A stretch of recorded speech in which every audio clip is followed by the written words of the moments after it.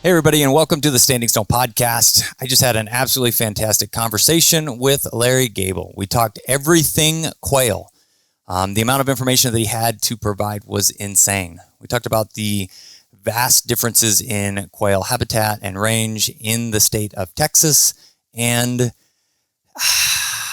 it's cool. It's cool what they're doing. It's cool what is available as far as research and development to try and save and grow what is an absolutely fantastic pastime for so many. Now, before we get started, I want to go ahead and mention the sponsors of everything Standing Stone, the largest of that being patrons. You too can be a patron at patreon.com/Standing Stone Kennels, where you can get direct support in your training progress with me. We have the ability to set up where you can ask questions on the daily, as well as have the ability to set up video consults. We can work through not only a live training session, but sit down and talk through a game plan. After that, folks, we utilize a number of different products on the daily, and those are some of the folks that we're proud to say do support what we do. One of which, and a huge one, being DT Systems. It's the e-collar company we've been using since the beginning, and we're very excited about the brand new collar we helped them to develop, the 5300. That's the SPR 5300, and it is the collar that I'm using not only on the day-to-day training, but in the field this fall. If you need a new collar, you should definitely be checking that one out, especially for any of the versatile dogs or bird dogs out there. Next, folks, we're a huge fan of Kent ammunition and have been shooting it exclusively for a lot of years. I am up grouse hunting in South Dakota right now, and I'm shooting the Kent Fast Lead 3-inch shells with number 6 shot out of my 20 gauge. Yes, the pink gun. We've been doing a great job. We've been struggling a little bit with heat, but when those birds get up, I've got a guarantee that we've got a good shot at taking them down with a quality load made by Kent. The last of it is one of the most important things, and that's how we fuel our dogs. It's the Eukanuba Premium Performance Dog Food.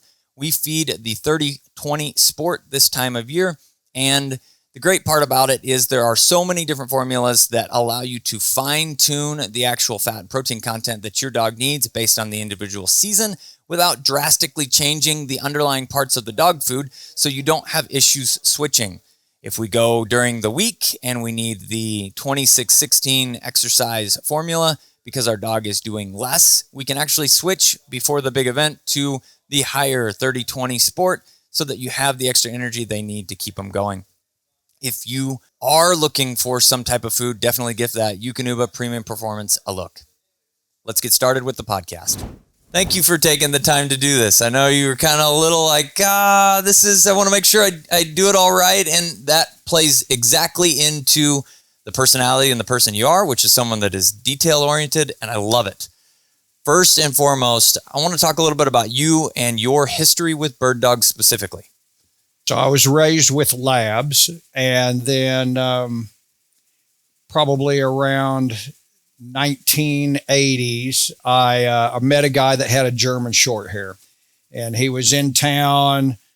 We worked together. He was going back home for the summer and wanted to know if I would take care of his dog. So I kept his German Shorthair pointer, and a lab is like having a family friend that will go hunting with you. Sure. Having a short hair was like having a grandson who's offended if you go out hunting without him. It's just, they were that drivenness, yet still one of us. Yeah. was what was missing in my dog pursuits. So once I had a short hair, then I had to be out in the field at the motivation and the level that they had. That drew me into the quail hunting and upland bird hunting.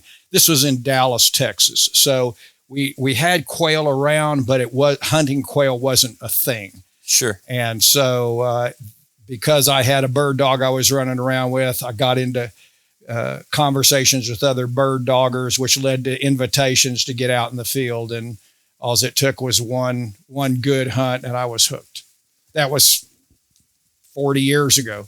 40 years ago. So you had labs and then got a short hair and realized, have you had short hairs ever since then? Or have you had a kind of a mixture of bird dogs in the from that point on, I've always had a short hair. Awesome. Right now, I have 8 short hairs and 1 pointer. But what happened is people that had dogs that were so bird driven that they didn't make good pets, or, I would end up with that dog. Sure.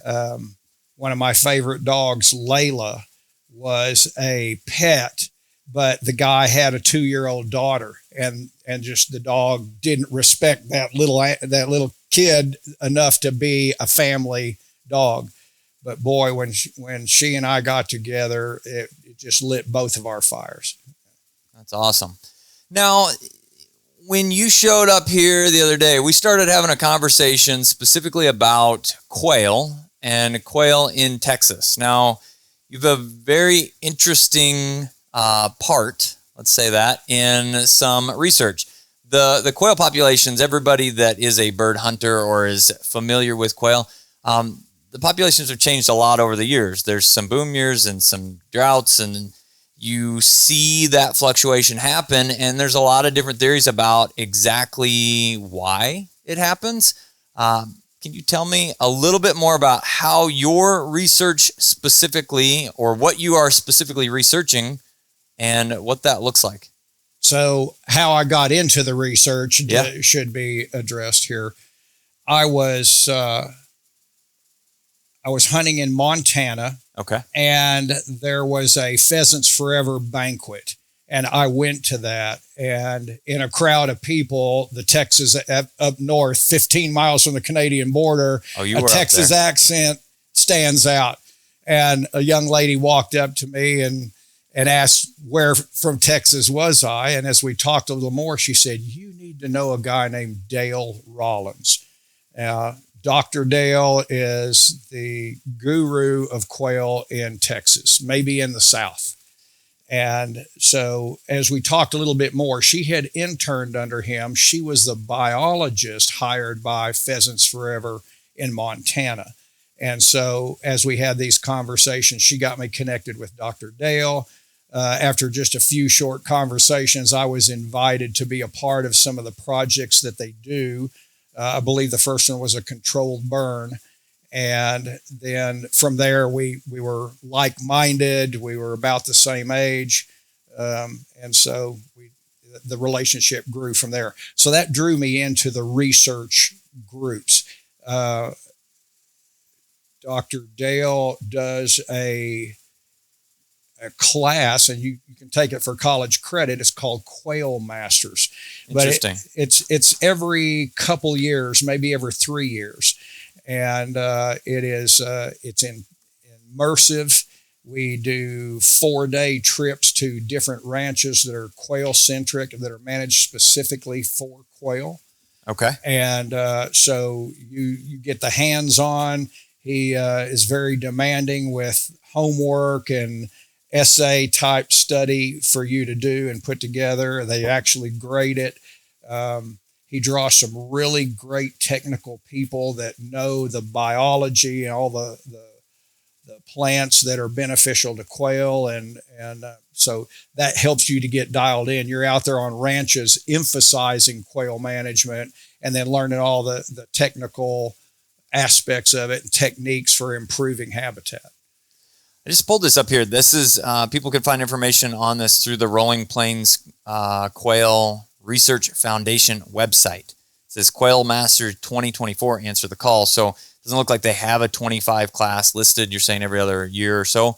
But that would be, if you are interested in this, you can check out quailresearch.org, which is that Rolling Plains Quail Research Foundation website. And here they had sessions all the way from April through October. So you'll do a 4-day trip and then somewhere in Texas, because there are 2 main ecoregions that represent the quail country in Texas.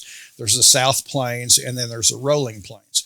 And the Southern Plains are considered coastal areas. The Rolling Plains are really unique, and we'll get into that. But there's a third ecoregion that is up and coming, that is the East Texas Pine Woods. And an association just like Rolling Plains Quail Research Foundation is the Tall Timbers Research Foundation. They're out of Tallahassee, Florida, and they have just been really successful at repropagating the wild quail population there. And so they're bringing that methodology and tech to Texas. And that's, to me, is really exciting. That's just been in the last year that they've got their feet on the grounds. They've got some property to work with, and they're going to start bringing in their burning and disking to be able to bring quail back to East Texas. So the East Texas quail side of things, I didn't even really know was a thing. I know that the East Texas is insanely different from North Texas and Panhandle and West Texas and South Texas because it's such a large state. But what do those populations look like in East Texas? Almost non-existent. Okay. But let's talk about Georgia, the red clay belt. That is the mecca and the origin, the plantation hunts of old. There was a guy from New York that came down there, Whaley, I believe is right, and he ended up he developed a breed of pointer that his name spelled backwards is Elhew. Yeah, Elhew. Okay, absolutely. So anyway, from all of that and how developed that culture is, they really had investments in quail. So they maintained the native populations really well, even though there was so much pressure on it. So that is the background of where this quail research in piney woods and pine savannas comes from. And so Dr. Brad Kubetsky studied under Dr. Rollins, went to Tall Timbers, got immersed in that, and then came back to Texas as a branch of Tall Timbers research, and they're going to develop the quail populations in East Texas. So that's something that I will say in 5 years it'll be talked about and known widely. They move in with a very concise operation and a very deliberate protocol of how they handle their range and develop it. It's interesting. Speaking from an ignorant standpoint, I didn't realize that there were so many different research things. I think in our space, pheasants forever and quail forever shine pretty strong. Like they're the key factors in this, but they focus a lot on habitat and conservation from a standpoint of raising money to replenish habitat, but it's not also always 100% of the picture, right? We need more research to figure out how exactly to implement all of these pieces in all of the different regions. It's interesting. So in Texas, there are several of the research organizations, but we also have 3 or 4 colleges that offer a really focused wildlife biology degree. Yeah. And so Texas Tech is one of those, and their quail operation is known as Quail Tech. Borderlands Research, Borderlands is another research facility that's in West Texas. Caesar Clayburg Wildlife Research Institute is down in Kingsville, and they're out of Texas A&M. Got it. And then Sol Ross has a really good wildlife program. We see a lot of their interns working in and through the research projects that are active now. So. That makes a lot of sense, as quail is very important to, I think, the state of Texas overall. I mean, it's when you think quail hunting, for the most part, you think Texas. I think that's the first thing that comes to my mind anyhow. Yes, you can hunt quail in other places, but that's where it's surprisingly exclusive, and I think it's just because the land access is more difficult. We don't have a lot of public access to good quail hunting, but we have so much good quail, natural quail range that culture remains, and the niche is narrower, but they're most of the guys into it are well propertied or well resourced, and so we keep it alive and support it well. Sure, absolutely. Quail Coalition is one of those clubs that Park City. Park Cities is one of them. And Quail Coalition is the total organization. Yeah, okay. Right. Quail Coalition is like Quail Forever. Yeah. But they're an advocate, and members are all very local chapters, and they are almost only fundraising and social. They don't do habitat projects, but they endorse and fund them.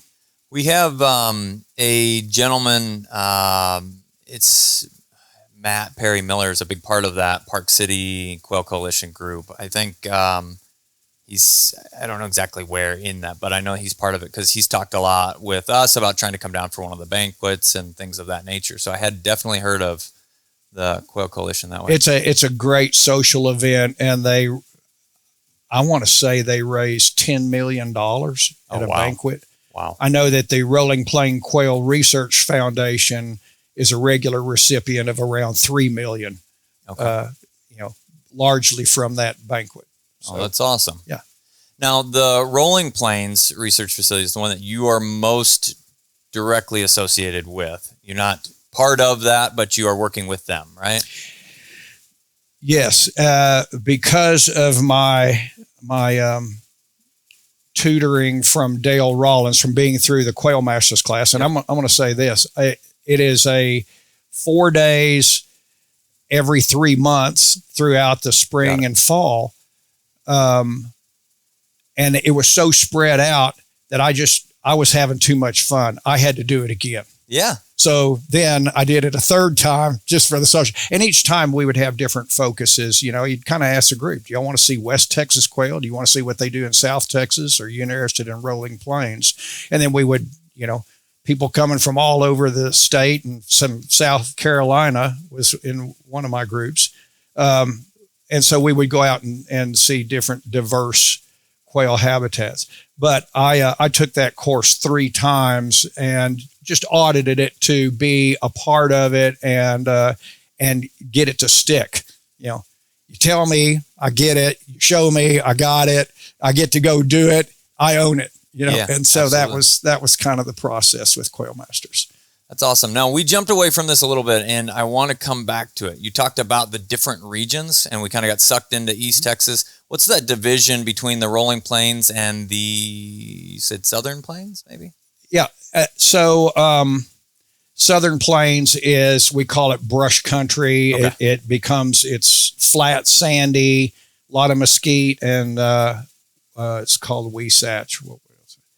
But thicker brush, great deer country, but it also supports quail. So white-tailed deer dominates the wildlife management in those areas. But Texas has a lot of oil, and there are people that really enjoy quail hunting, and they don't mind making what they have excellent for quail hunting. And so it's fun to watch how you can how you can manipulate a landscape to benefit quail hunting and quail production. So that's South Texas. Rolling Plains is where I'm at, and it is such a perfect natural quail habitat that you don't have to manipulate it too much. Okay. I would say a lot of my management is for hunting access more so than quail habitat. And but a lot of your standard methodology to create habitat helps with the hunting too. So it is both. The interesting thing about the Rolling Plains is the different ecoregions of Texas. We start out in the Panhandle with the Cap Rock. That's about 3,000 feet elevation, and it is that open plains prairie that goes all the way up through Kansas to Nebraska and almost South Dakota. But underneath that is the Ogallala Aquifer. Absolutely. And it's just a huge reserve underground. And so you see all of the crop production and irrigation that happens from the Ogallala. It abruptly stops there in the Panhandle, and that is called the Cap Rock Escarpment. So along that 3,000 foot Cap Rock, it dramatically drops down to 12 or 1,800 feet elevation in a matter of 30 miles. All of that is what's known as the rolling plains. It's mostly cattle pasture, too rough to farm, and it's all dry land because the Ogallala stopped. What is also interesting is where the Ogallala stops in that big escarpment, that's all the beginning of all the rivers in Texas. Three Forks of the Brazos, the Red River, the Colorado River, they all began to leak out of the ground right at that escarpment and then become rivers as they get closer to the coast. So that gives you a little bit of an idea of the terrain. It's broken up enough that that the quail have a lot of diversity in their habitat, different types of woody plants and cactus and grasses, lots of great nesting grasses, bunch grasses. So we still have the prairie grass. It made it down there, and it hasn't been improved for pasture land with coastal and all that because our average rainfall is 13 inches. Ooh. Just enough to survive. Yeah. Living desert, just about. That's interesting. It's not a whole lot different than the average rainfall where we're at in Kansas. It's, I think we're a little bit higher than that, but not a lot. And I used to be out in the northwest part of Kansas, like Norton area, and that was right in that same kind of 15 inches average category where you are. And you continue to go west, it seems desert-ish before you go back up the mountains, basically. It's interesting. You talked in the South Texas region. We have a little bit of experience with that. We work with a ranch called El Tesoro, which is south of San Antonio. And I feel like the guys in that area refer to that as like the start of where true South Texas begins, but it's that brush country. Now, in that area, their ranch was kind of overgrown with the brush that you were talking, the black brush and mesquite and even the Wasatch. Fun Wasatch fact, rhinoceroses eat Wasatch. And they brought in nilguys instead of rhinos. I think it was the fences. That was the problem, right? They eat Wasatch, but they don't care about fences. But in that process, they've tried to reclaim some of that brush country with roller choppers. You bet. Familiar with that? Yeah. So roller chopping, it's basically a giant drum for people that don't know, a giant drum that they can fill with water to add weight even. And then it has these fins that you just roll over and it breaks it into these sections that eventually can break down. Now, you have to continue to manage the brush, but they have overseeded what are considered native, worked with a biologist, native grasses for the area to create quail lanes, if you will, in and amongst the brush where the quail were at, but now they have a zone that's actually huntable. I enjoy hunting South Texas, but I don't prefer it. Sure. And it is to work on property down there, brush management is a constant. Yeah. You can't let a year go by. In the rolling plains, what will grow in 3 years in the brush country may take 10 years in the rolling plains. So we don't have to manipulate the landscape as much. And it's an easier hunt because it's more native terrain. That roller chopper is basically taking cactus and everything that bites and just turning it up. It's still there, dying and dead, and it can be tough. It's almost like going through something that's been brush hogged or shredded, and it's just a layer of stickers. So.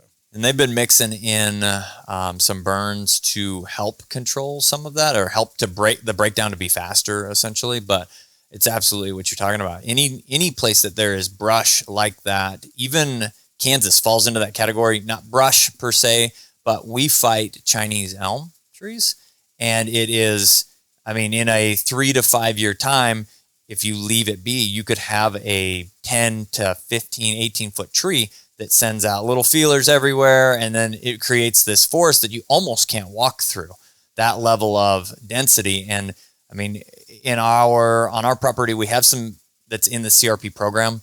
And part of that maintenance plan is that none of the trees can be taller than the grass itself. And or you're out of compliance, basically you have to deal with it. So we spray / pull, kill, whatever we can do constantly. Trees are ridiculous sometimes. We also see a invasive grass that came with the pipeline right of ways called sprangle top. Sprangle? If you don't have it on your ranch, be thankful. You almost can't burn it away and get rid of it. So once sprangle top gets in there, it's the beginning of the end. Do you know if that falls into a category at all of having awns? Does this look right? Yep. Does this have any? It doesn't really look like it would have dangerous seeds for dogs. Are you familiar with what I'm talking about? Like grass awns? So Texas winter grass is one of those you're saying dangerous. It gets in dogs' eyes, gets behind their eyeball, it gets infected. Is that what you're? It can be a number of different things with that. So in Kansas specifically, the native grass mixes a lot of times include rye. It pops first, and it kind of can act as that cover crop type of as the natives come in, and then ultimately the natives, like your big blue stem, little blue stem, any of the forbs that are mixed in with that, they use a lot of bundle flower in our area, and then some switchgrass and different things, little clover, little alfalfa. But in the mix of that, there is also rye that's supposed to come up, cover the ground, protect it, and then die away or eventually be choked out. But the rye, the seed head in that, the awn basically is barbed, and dogs can either inhale it or things like foxtail would be a smaller version of that can get wiggled between their toes or different places. And then those awns, once they kind of go in, they don't come out, and they migrate either into the dog's lungs, through the chest cavity, through their abdominal walls. We've dealt with it all, including lost dogs to the infections. I've heard of things in Texas, the main one being speargrass. Yep. Texas wintergrass and speargrass are the same. Yeah, that's Texas just depends on what you call it. Yeah. Okay. So I've heard that dogs can have issues with, but do you know of any others in your area specifically? No, not really. No. Those, but I'm familiar with what you're talking about. We don't have that so much as an issue. The pipeline industry, they really don't care what the reseeding is, as long as they can satisfy the requirement. Sure, and they put Quail Forever down. has been one of those that has been a real advocate for getting a wildlife mix in. And most of your wildlife mixes are at least 60% native grasses. So ranchers don't have a preference if they're getting a good grass cover. So that's something that the oil production has really been, in my opinion, a great asset to quail hunting. So they're running pipelines and required to reseed over the dirt that they basically just destroyed. That's right. All those. We've got 30 miles of right-of-ways on the T2 ranch in the Rolling Plains, and so it's all going back with Turner wildlife mix. Interesting. And, yeah. So it's doing the work for us. Well, let's get into the T2 ranch is the ranch that you're specifically on. How did you get hooked up with them? How did that process start? The T2 ranch is owned by the Griffin family. Okay. And the fourth generation of Griffins is now managing the ranch. They are a cattle ranch. The original brothers that started the ranch, they were just cattlemen, but oil was discovered. This was in the 50s. Okay. And so every dollar they got from oil production, they bought more land with it to run more cattle. Oh, wow. So this particular unit is 27 sections contiguous. And then they have a place up in Channing that's 18 sections, and then more family across the Canadian River that's about 30 sections. So wow. They can rotate their cattle, which is nice. I like it that they don't have to beat every dollar out of an acre. They want to have good cattle, and they want to have good range. So as a wildlife management focus, they're really interested in having a vitality to their land. And the oil money helps to take some of the pressure off of the cattle industry. Sure, absolutely. To that end, they have I'll call it a perfected Angus cattle called Akiyushi. Okay. And an Akiyushi is instead of a black Angus, it's a red Angus. But you familiar with Wagyu beef? You've heard of it. Yeah, absolutely. So the Japanese brought in the strain of Wagyu beef and began breeding them into the Texas population, but it wasn't controlled. So there's all kinds of cattle that have Wagyu DNA in them, but they're not the quality that you expect from, quote, Wagyu beef. So they learned from their mistake. They developed another strain that's called Akiyushi that grades, just grass-fed beef grades 65% prime. Whoa. So without manipulating them at all, you've got a high-quality beef. Which I think even in the black Angus category, I think prime falls into the single digits for percentage or something like that. Yeah. It's not much. And then the Wagyu is in the 30s, 40s, and then the Akiyushis are 65. Goodness. And so, really buttery beef. Are they trying to stay with keeping those out of mixing with Angus, or? That's interesting too. They have. For the rancher to buy an Akiyushi bull, he has to have a contract with them that he will only sell his bull calves back to this at the T2 sells to Hart brand is the company that they get their cattle from, their bulls from. So to respect that, Hart brand guarantees them the day they ship, they will pay them 20 cents a pound more than what the local market is or auction is on that time. So they're somewhat insulated. They're raising good beef. More of the technical side of it. They're low birth weight. The bulls are real gentle. So that, everything about it is a benefit and a plus. I don't think they've got the herd in the general population up high enough now to where they can really market as steaks. You see it in some of your, Ruth's Chris is one that has Akiyushi steaks regularly available. But a lot of it is your gourmet hamburger places have the grind. They're able to, you get a 1,200 pound beef, and only about 300 pounds of it is going to be steaks, and the rest of it is grind. So that's where the market is currently. But it is up and coming, and I believe they're going to do it well. The interesting Wagyu is Japanese for black cow, and Akiyushi is Japanese for red cow. So. So I was like, it's spelled Akaushi. Is that right? Sounds right. Yeah. Sounds right. Yeah. There it is, a red cow. Yep. and they have this huge basketball pumpkin head.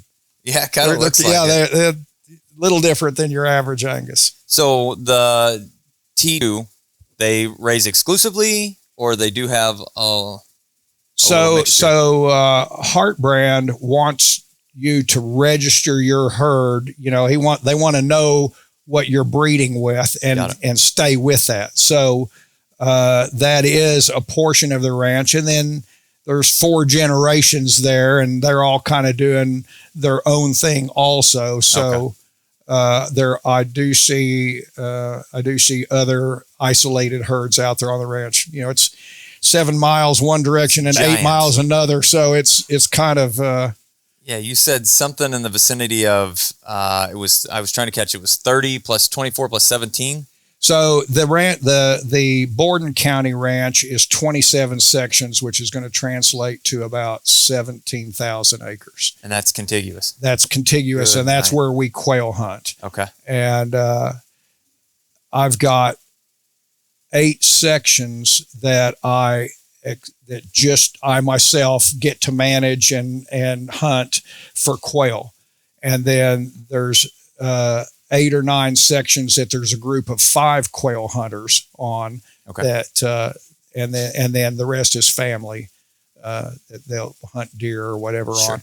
And then touching corners in Howard County, just below us, is another 7 or 8 sections. Wow. Count that. Wow. So some folks don't know, because I've learned this over the years, but a section is 640 acres of ground. And when you get outside of where we are at in the world, things don't get cut up quite so square. But it would be 1 mile by 1 mile is a section of ground that's 640 acres. Yeah, So it's a mile, 1 mile square. Not a square mile, but 1 mile 1 mile square. Yep. Yeah. Awesome. So how did you get connected with them now? We talked about the ranch specifically, but I don't know if I missed that. But how did you end up there? I was, there is a website, I'm going to say it's Texas Hunting Lease Forum, something. Oh, sure. And so there was an advertisement for a quail lease south of there near San Angelo. And the T2, by the way, is between Snyder and Big Spring. That's Borden County. Which is south of the Panhandle. Probably, you were saying, how close is it to Lubbock? From Lubbock, which pretty big. everybody understands, it's 100 miles southeast. Okay. I got it. So the forum had an advertisement where, this is going to be an available lease. Meet at the gate at 7 a.m. Okay. So I pulled up at about 6 a.m. and there's 15 trucks on the side of the road, and Whoa. yeah, so it was a lot of people wanting to look at that. And rather than, I hopped in with another guy, and as we drove it, we had comments about it, and he was from Edmonton, Oklahoma. Okay. And that's great quail country, but he did business down in Midland, and he wanted to have some place near there where he could hunt. Neither one of us liked the place. He said, "Hey, I've got an opportunity west of Channing, which is Amarillo area." Mm-hmm. And he said, "But it's all blue quail, but there's a lot of them." And so I said, "Well, that's something to consider.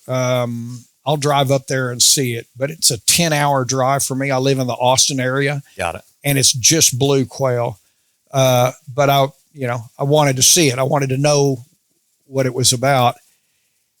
Do those fall into the like Arizona strain of blue quail, being that far west? I don't think there are different subspecies of scaled quail. They're pretty much all the same species. There actually are. There's a South Texas blue quail, and it has like a chestnut front on it. Have you seen this? No. Okay, so here's your subspecies. They have this chestnut belly. It's almost kind of like the Hungarian partridge has that big chestnut band. And I didn't even know they found this because of the ranch down there. They have these South Texas ones, and when I saw it at first, I was like, maybe I haven't noticed on blue quail before, and all the males have the chestnut front, because I had a handful, and the quail kind of look similar, males and females, right? For the ish, close enough, especially with scalies. And the ones that I had, none of them had the chestnut front. I was like, maybe I don't have a male. And then I start looking, and sure enough, there it is. It's just very localized, but I didn't know if it strung up into that or not, but I would assume not.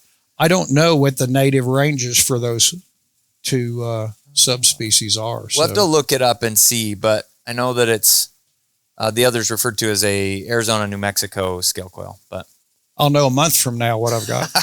Cool. When season starts. Yeah, absolutely. So you ended up on that ranch too. So I went up there to see that, and one of the brothers, again, 4 generations of Griffins, one of the brothers took me around. We had the conversation, and the more we got dialed in, he said, "You should probably talk to my brother Tom. He's on the T2 down in Borden County." And so I made that appointment to meet with them, and that was the right fit. And it was that Rolling Plains area. We have blue quail, but it's mostly bobs. Cool. I would say we have 60% bob white coveys and 40% blue coveys, but we have more blue quail. They're just huge, prolific 40-bird coveys, where your bobs are 15 to 20 is a pretty healthy covey. And Do you feel like that covey size, kind of how we've been talking, we're up here hunting sharptail and prairie chickens, and the heat is killing us, but outside of that, we talked about prairie chicken groups up here are getting so big, especially in comparison to the sharptail groups. Do you feel like that plays into the role of blue quail being so difficult to hunt? The average person says they run so much and they're very, very hard to hunt. Do you see that? Or that's very much true. A lot of beady little eyes out there, and as soon as the first one jumps, the rest are going to fly with them and then see what's going on. So I would agree with that. A lot of it has to do also with the terrain that a blue quail will select. So Bob whites prefer about 40% open ground, 20 to 40% open ground. That's perfect range for them. They'll stay in that. Blue quail are 60% open ground. So they like a more arid, run from cover to cover. And so they're in that 40 to 60. Bobs are in 20 to 40. So I think that the way they move through cover, that a smaller group is more confident, and that the bigger groups are, the ones on this end are protected because the ones on this end are hitting the air, flying, first. And so a lot of it has to do with their terrain that they select. That makes a lot of sense.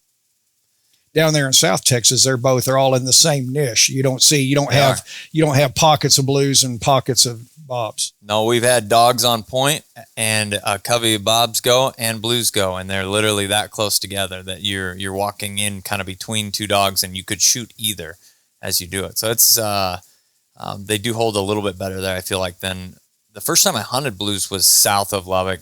I feel like we drove for 10 hours, but it might have been like an hour and a half or 2 hours south.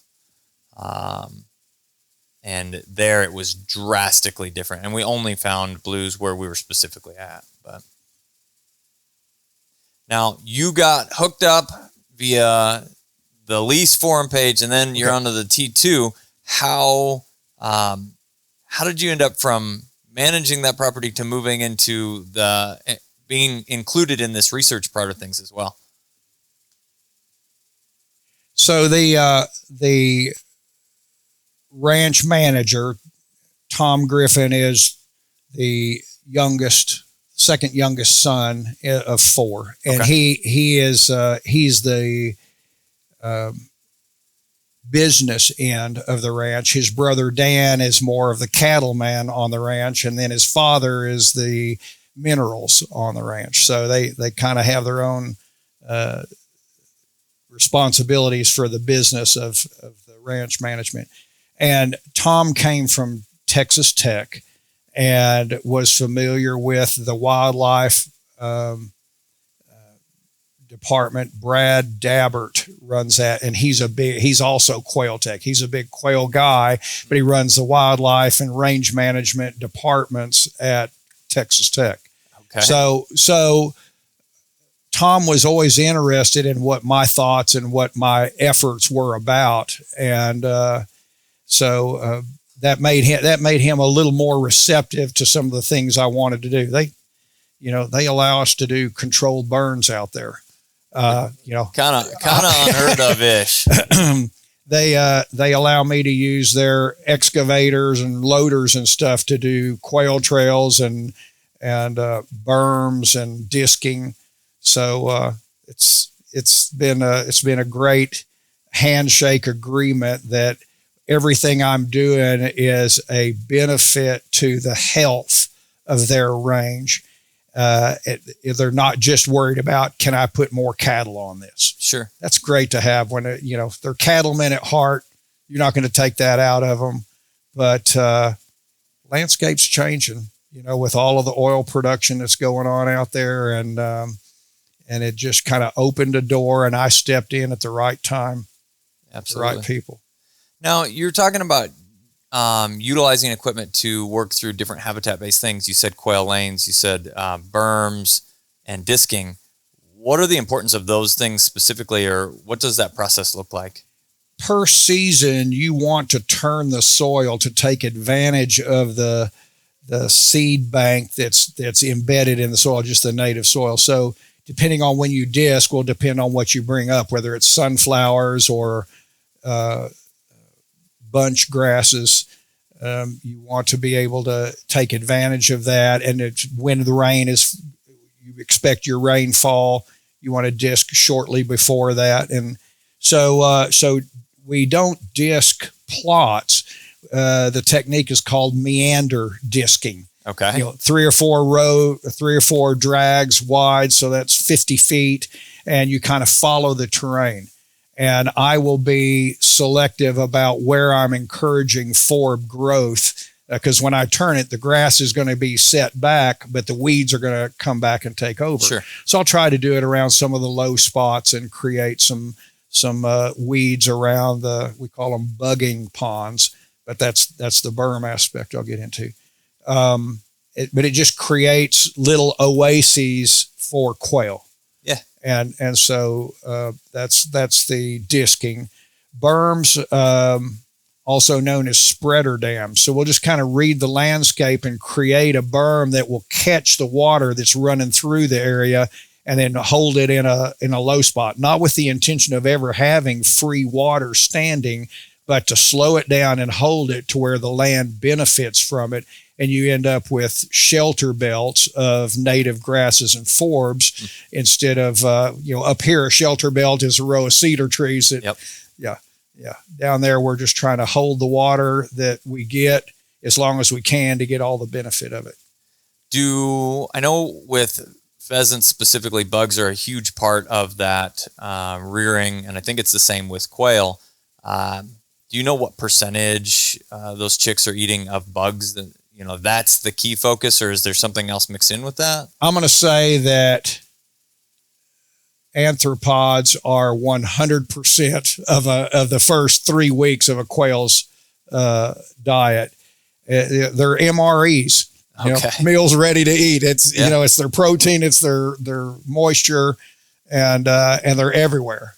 That's interesting. The moisture aspect of things, people think we need water, and you're talking specifically these ponds are not going to, or these slowdown areas are not going to actually hold water. But the birds don't need as much actual water when they're eating the bugs during that time period. They metabolize water from bugs and from seeds. Okay. So they absolutely do not need free water, groundwater. They'll take advantage of it, but it has its penalties. A pond is in a riparian area, and that's going to be a traveling lane for foxes and raccoons and skunks. And the birds are going to gravitate and stay in those areas, and now there's more subject to predation. That makes sense. So we would rather have a more natural range and let them do what they do well, and their capability of surviving without free water.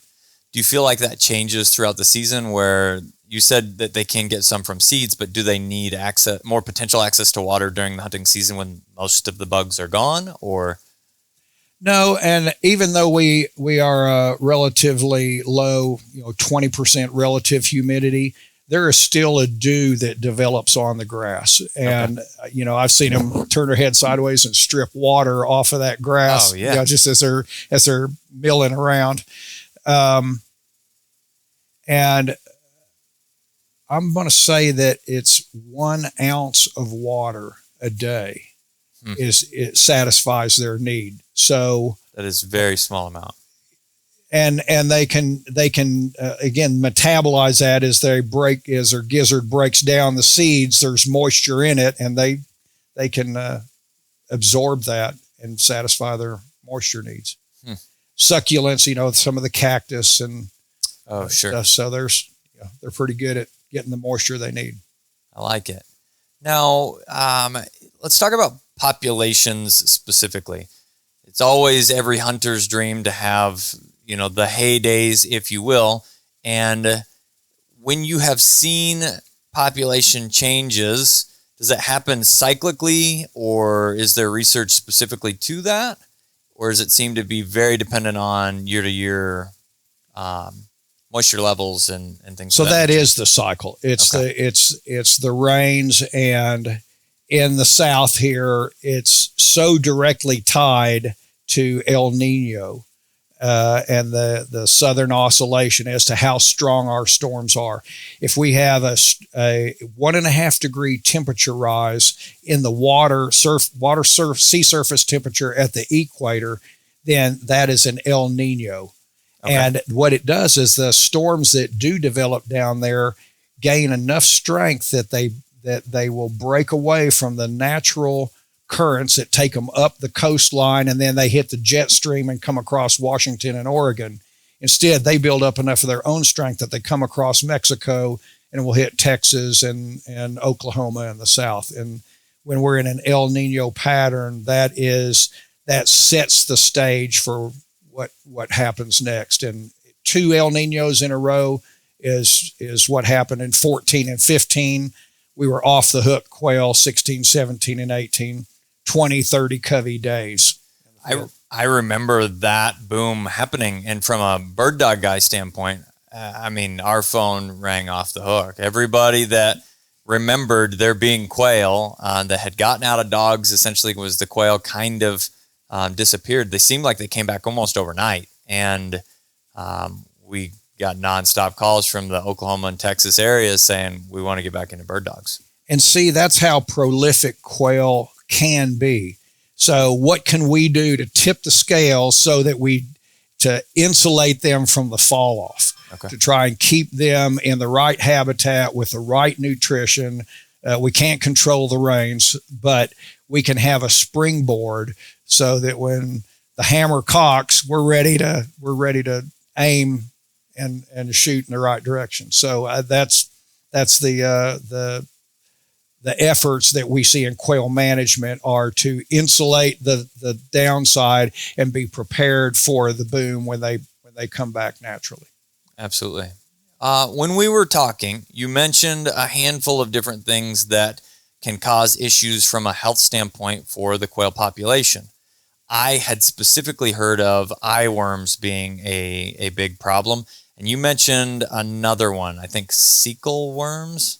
Yes. Yeah. So parasite influence on the populations, it's not so much new, but again, the Quail Tech guys at Texas Tech put together a mobile lab to be able to go out to ranches and do a necropsy on a specimen. And that's when they began to recognize the parasite infestation loads that these birds were carrying. Eyeworms took off and was real popular. You can actually see those where you need to have microscope and a few instruments to be able to tell what the cecal worm, cecum, is loaded up with. Both are significant, but my comparison is eyeworms are like fleas on a dog, whereas cecal worms are like mange on a dog. It just degrades their health so significantly that they're susceptible to every other thing. Interesting. The eyeworms do affect their ability to avoid predators, but they still forage well.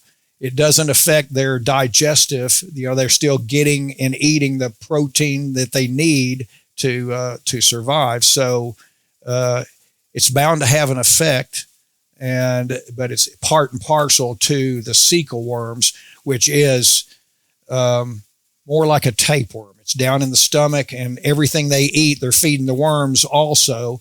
And so we see that birds go into the winter without a fat reserve. They come out of the carryover birds that are going into breedings are not as healthy as they can be, so they're not as productive in nesting.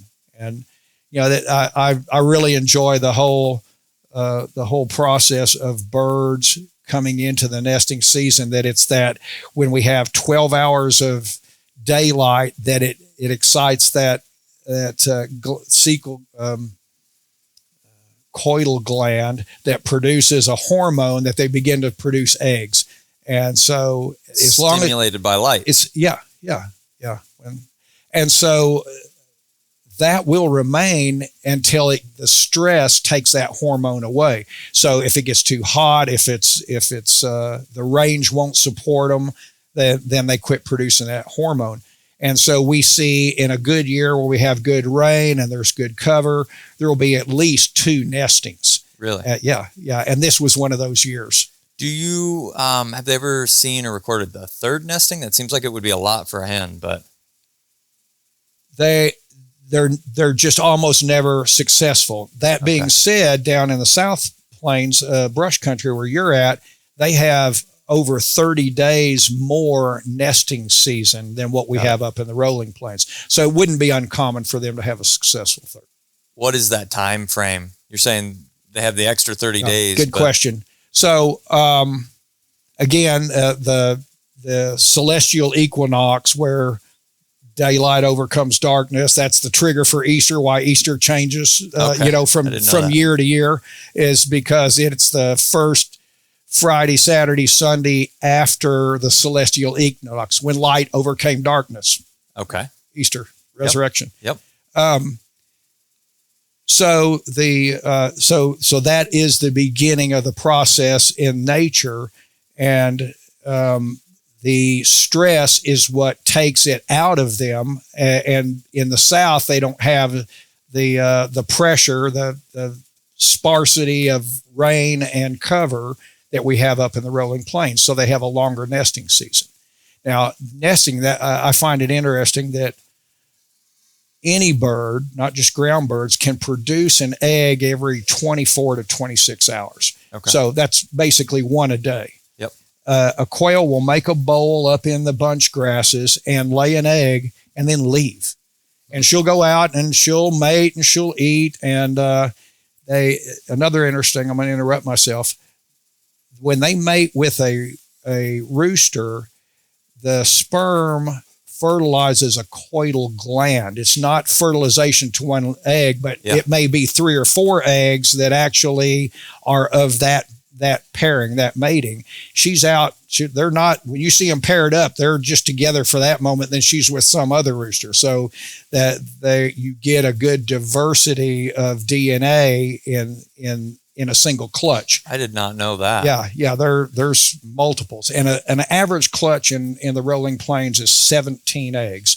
Wow. So there's going to be 15 to 21 in a clutch, and basically that ends when she's decided that bowl is full. Then she'll get broody and she'll go set on it. Over 30% of the time, a rooster will take over brooding those eggs, and she'll go out and nest again, because those eggs take 23 days to hatch. So if there were 17 eggs in there, that's going to be 20 days of egg production, and then 23 days of sitting on them before they'll hatch. Yeah. We're in at 43 days, and we only have 90 days a season there from April through about the end of August. Is going to be when they stress out of the hormone production. So 90 days in the rolling plains area, and then maybe as much as 120 in South Texas. Wow. Yeah. It makes a huge difference. It does. This year I saw birds still paired up, but I don't expect the nest to be successful. Sure.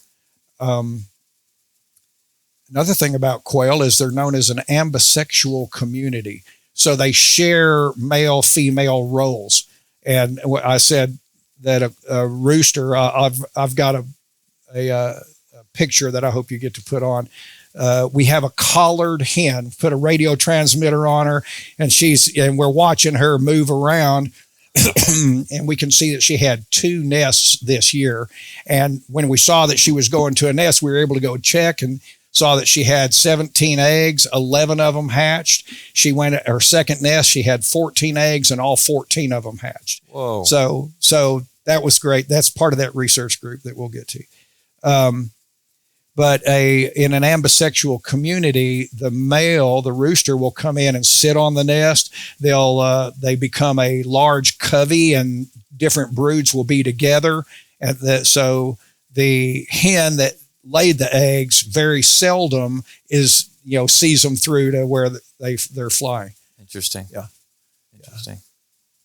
So, I don't do a lot with this aspect of things with the birds, but I do have pigeons. So it's interesting how much those things are similar, but also vary. The breeding aspect of things, the fertilization happens very similarly, where it will last for several days and actually fertilize both eggs, sometimes even with not. Or in a situation where I pulled a hen, she was maybe 5 or 6 days past being with the cockbird and still had 2 fertilized eggs in that time period. So it lives a little while, just like everything else. But that's interesting that with quail, that they will go out and find different roosters through that process to have a genetically diverse clutch. Mm-hmm. It's another thing I love about this quail ecology is that we had 17 eggs in her clutch.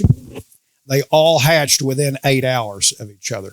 So one egg was at least 17 days older than the last one that was laid, and they all hatched at the same time. Wow. So, I'd love to know what the God factor is in that whether she's, where she turns them all, or, how it is that they all hatch at the same time. Because that's again a thing with pigeons, that you can actually pull eggs and keep them by cooling them down. So making sure that they don't start that process of them sitting them and incubating. But you can, as long as you turn them regularly and keep them cooler, you could move them into another pair that may be laid. There's a process it's called pumpers and keepers. So your good pairs produce the babies that you want to go fly, and then this pair that maybe is not as good raises them, which allows the good pair to lay another round. So in that process, if your timing's not perfect, if your timing's not perfect, you can do that, hold them out for a few days, and then set them under there to match their time period. And then the incubation starts and they raise on the regular timeline, just exactly as you're explaining. But to think about them sitting outside for that many days and then still just kicking right in when they go to sit on them. Yeah. Yeah. Isn't that amazing? I always thought that, and Bob Whites are very precocious. They have to have, everything has to be just right, the size of the clump grass, and they're, so you don't get as much nesting opportunities with them as you do blue quail. They'll scratch out a spot under a mesquite log and make a nest, or sit in the middle of a cactus and make a nest. So I think we have more blue quail nests, and I'm not sure if they're as successful as the bobs. Bobs are really what we monitor, what we watch close. Don't have much blue quail specifics data. Yeah, well, it makes sense that they would have more predation type issues with that, or nest robbers. It'd be easier to find them for sure. Now, the next piece of this, you were talked to parasites a little bit. What is the process of research around that? I know you mentioned something around treatment that they're working on. So we're always trying to tip the scale in the favor of the quail. So once parasites were noted as a strong factor in the entire population, wanted to know is there a treatment that can be administered to be able to kill the parasites? So where do the parasites come from? So in reference to cecal worms and eyeworms, that is a larva that's carried in grasshoppers. The 100% of their food as young chicks. You can't, and grasshoppers are in such swarms, there's no way you're going to control grasshopper populations. So the larva is in the grasshopper, the quail eats the grasshopper, and the grasshopper's life cycle is so short that the larva doesn't affect them. Interesting. But it matures in the quail and becomes the cecal worm that we're trying to eradicate. I can't imagine, especially short life cycles and large numbers, that you could figure out how to treat the grasshoppers. And they have if you could create a impotent larva, that I would think that would be the way to treat it. But I think that's a whole nother layer of research and administering it in the field, trying to get the distribution that we need. It's That's a big factor in it. And that's what our research is dealing with right now is how do we get an efficacious dose of parasitic into a wild bird? There are some efforts. The one that's prominent and actually went on the market this year is called Quail Guard. Okay. It is a crumble, a poultry crumble, so it's high protein, good minerals, all the things that birds need, but they've added to that fenbendazole, which is a parasitic, not unlike ivermectin, but is used regularly in the poultry industry. So they've gotten it introduced into the crumbles. They've got through all of the certifications to be able to get it on the market. In the laboratory, we've shown a 38% increase in the vitality of the quail that were on Quail Guard. Now, some of that is just the fact that we're feeding them a crumble, a high protein feed, but also in that we're killing the parasites that are keeping them from receiving that nutrition. So that is a game changer. That is a whole nother level of insulating quail from the decline. But can we get an efficacious dose in a wild quail? We need them to eat in one time a cropful, which is about a teaspoonful. Okay. And we need them to eat that all at once, and that will kill the parasites that are in them. And then by the time the parasite cycle, it takes 3 or 4 months for that parasite cycle to come back. So we're administering Quail Guard in April when they're going into nesting and trying to build up their energy, and before they start eating the grasshoppers. And then they're eating grasshoppers through summer, so we hit them again in October. What does it take to get the quail to attempt to eat this Quail Guard? Because I'm guessing, crumble is not a normal thing for a wild quail to try and consume. We started out with what's referred to as a curry feeder. And it is a 55-gallon drum set up 8 or 10 inches off of the ground, has an inverted cone in it that when we fill it with feed, it pushes a cone to the edges. We come up an inch and drill a 3/16 hole and then bend that. I'll use a piece of rebar, but once you drill that hole, then you bend it. That creates a lip above and an inset below, and then we fill them with Milo. That Milo will kind of hold together right at that opening, but as soon as you touch one, 5 or 6 fall out. Got it. Locks up. So it's a great natural feeder for them, and it puts some out on the ground. So we've been feeding year-round for 8 years on the T2. The birds are used to coming to the feeders. We pull those feeders out and put the Quail Guard in place of where the feeders were. So they're already coming in there looking for feed. Now we convert them from Milo to the Quail Guard crumble. The crumble is susceptible to moisture, and the same people that developed Quail Guard have a feeder called a Quail Safe. Okay. And it's a great product. It's just it protects the feed. It's easy to handle, easy to clean. And so the Quail Guard study that we'll talk about is implementing those feeders specifically. The Quail Safe and Quail Guard products are one in the same company, essentially, that they've designed these two things to work together. The fenbendazole is acting as a dewormer to help with eyeworms and cecal worms, essentially.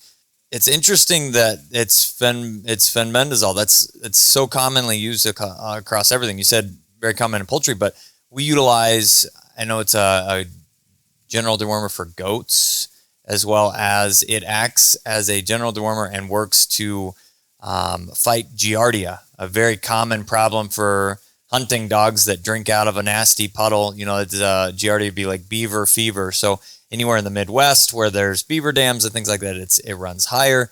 But what is the potential, I guess this is what they're trying to get, is a big enough dose that you don't end up with some kind of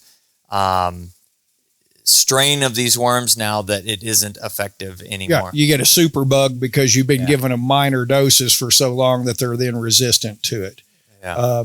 Yet to be known. Sure. And that's what we need to find out.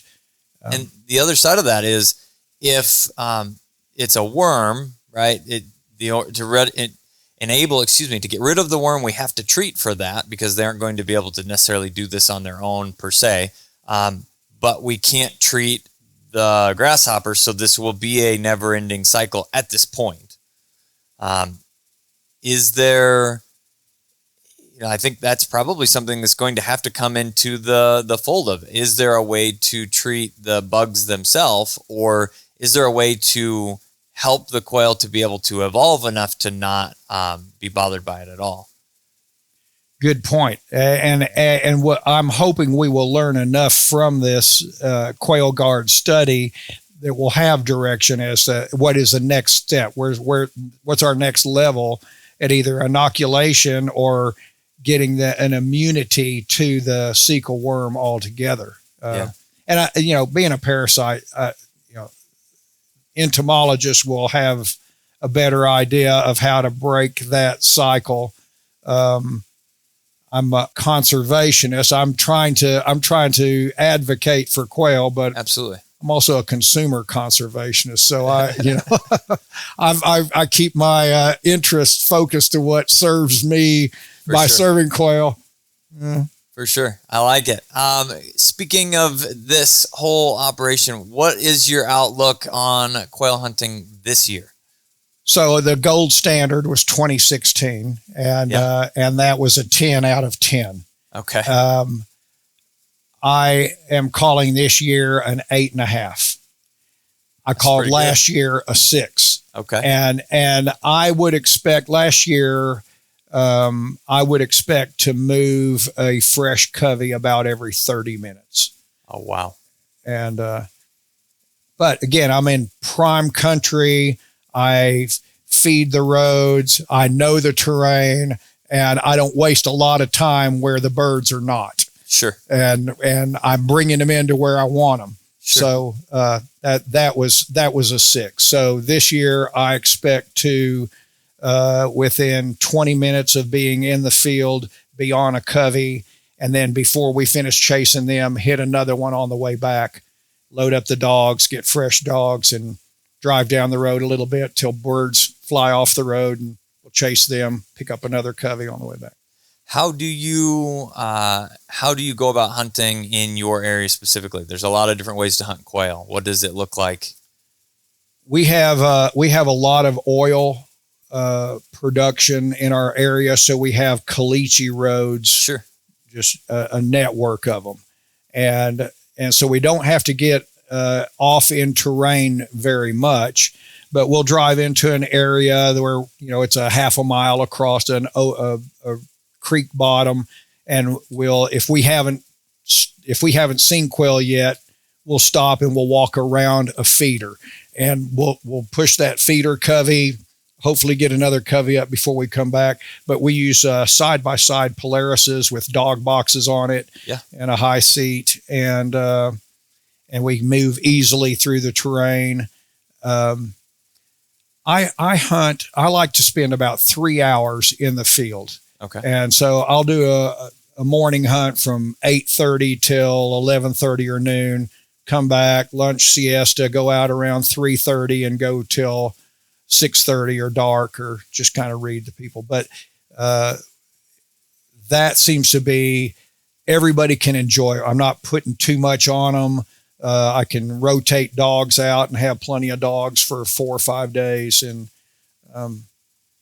I don't hit the same coveys within a hunting period. So if I've got a 3-day hunt, I'll never go back over those same coveys. We have enough range to work, and so that's how I hunt them. South Texas, down where you're at, those guys will load up sometimes Polarises, but I just see the most magnificent quail rigs down there. It's it's a high drive crew cab, and they'll have outriders. Y'all have outriders on horses that are out there working with the dogs, and giving the guys a chance to put down their cigars and grab their over and unders and get out the track. And not too far from that. Yeah, not too far. Yeah, from that. that's South Texas. That's a hoot. Y'all have it going on down there. I like it. Now, I would say, is there anything else specific that you can think of to add about the program or about the development or the goals that you have with the quail on the ranch that you have moving forward? So what the reason we have a Quail Guard study on this ranch, and let me talk about the study. They wanted 3 ranches that would commit to give them 3 2,000-acre plots that are separated by at least a mile so that they don't have crossover. And then one of those 2,000-acre plots will have feeders with just feed in them. Another one will be feeders with Quail Guard in it. And another one will be no feed at all. And they'll rotate that out, but it gives them a baseline of information in each one of those so that they get a delta. What was the effectiveness of the Quail Guard versus just the enhanced feed? Yeah. They both have a benefit, but are we killing the worms and getting double the benefit of the increased protein that we're feeding them? And so to do that, they wanted 3 seasons of it. So we made a commitment that for the next 3 years, they'll have that access. We'll cooperate with, we had to pull our feeders out of the field for the Quail Guard to go in. And then to monitor them, they have in each of those 2,000 acre sites, they trap 25 hens, bob white hens, and put radio transmitters on them. And so we can track where they're at, what they're doing, how often are they frequenting the feeders, and then check their nests and see what their success rate is, and are we increasing their nesting success. So when did they trap the hens? April. Okay, in April, 75 transmitters on quail. How many are we still able to see? 11. Okay. That's they're quail. They just die. Yeah, they just it's a bird born to die, right? So it's we've got 11 left. What does the data look like that it's coming with that? I want you to put this on when I almost have to finger point to talk about it when I do. Sure. But I've got one graphic that shows a hen in April. You can pull it up in June. Yeah, you can pull it up and go over that, and then we'll throw it up on the screen when this is actually recording. So yeah, and so we show her in April, May, and June, and she actually had a second nest. She had one in April and then one in May, and then in June it shows her ranging. Oh, that's super cool. Yeah. So if you drew a line around this and that is 107 acres. Okay. Is what her whole range was for 3 months. And 107 acres would be close to a quarter section, which is 160. So it'd be close-ish. You're looking at the vicinity of a half mile by half mile category-ish. A little bit smaller than that. So the magenta lines are April. That's where her nest was. Okay. And so she laying an egg. She's out tootling around, and then in May she reestablished a nest right here. Huh. And that was her travels in May. And then in June she is off the nest and with the clutch, and you can see how she ranged out. It looks like that would have been within 300 or 400 yards, the original 2 nestings, like that whole travel pattern there. I'm going to say it's probably 40 to 60 acres. I think it's more than just a few hundred yards. It's hard to see scale on this, but that's Sure. a good question. I'm interested in what the data is on that.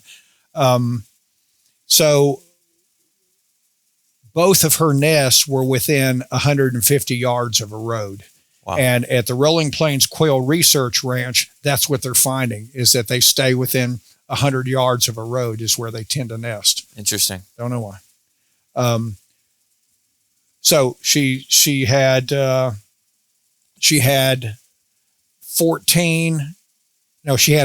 of 17 eggs hatch in this one, 14 of 14 hatch in this one. Wow. And you can see what the cover looks like. The second one, she went into a little deeper cover to establish that nest. And then you can see when she's got chicks with her, she's going out and hitting some of the heavier cover. You were talking about your quail trail. There's our how we're brush sculpting for hunting. Oh, I see that. Yeah, that's very cool. And then this, if you're going to go to it later, those are the test sites. So each one of these squares represents 200 acres that's associated to this feeder. So that's not a real border in any way. It was just a matter of a way to get our metric onto a map. And so if you pulled up the GPS coordinate for that, it is sitting right there. We didn't try and favor it to better cover. It's, we want as best empirical data as we can get. So those are all exactly 200 yards apart. Yeah. Okay. Well, not 200 yards, but each one is 200 acres. Oh, 200 acres. 200 acres, because this is 10 feeders in 2,000 acres. Yeah. So they would be approximately closer to half a mile apart. If that's a 200 acre square. So it's 200 acres between them. So distance would be approximately a little over half a mile ish. That feels about right. Yeah. I know where they are, and I haven't really, but I bet I could do that real quick with Onyx tools. So these 3 red dots are transponders that are picking up the signal from the truck-collared birds. Okay. And so you can see that's about 3,000 feet is what the radius is on those, and you can see it where they're overlapping. So we're trying to keep up with those birds that are collared in this area. Is there a difference, and you may not know this off the top of your head, but the 11 transmitters that are still left, are they concentrated to one or the other? Are they pretty equally spread out in the... I really had hoped I'd get better access to it, but you have to have a license to be able to access the websites on these, and it's restricted to certified wildlife management or biologists. So got it. I just have to beg. Well, it's still pretty cool. These guys have such a cool job, and they enjoy it. Yeah, and they enjoy talking to us and us being a part of what they're doing. So, it's not just a vocation for them; they're advocates of what we're doing and why. Absolutely. Yeah. So, I like them all. Well, this has been extremely interesting. I've enjoyed the conversation, learning about your project and learning about where and what you are doing with quail in the different regions within Texas and as of itself. Where can people that are interested in more information or to help support things like this within the state, or what are some of the best places that we can reach out? I know we mentioned a couple, but the Rolling Plains Quail Research Foundation is probably the best access to information. The Caesar Clayburgh Wildlife Institute in Kingsville is much larger, and is, from my access has been, it's more of an A&M program, whereas the Rolling Plains is there by themselves for themselves, and they are easier to get direct access to. But both of those, and I do everything quail. I'm a quail guy. So I restrict my efforts and resources to those 2 outfits. That's fantastic. And I would encourage anybody that is an outdoor advocate, a bird dogger, to just browse that. I mean, if they're watching your podcast, they're of the right mindset to know more about what they're doing. And it has made me a better hunter. Still an adversary, but I'm more of an advocate of them now than I ever was. And I appreciate so much more about what's going on around me when I'm out there in it, not just making a trek to pull the trigger. Sure. And so that's awesome. I very much enjoyed this, and I really appreciate your time and being willing to talk with us today.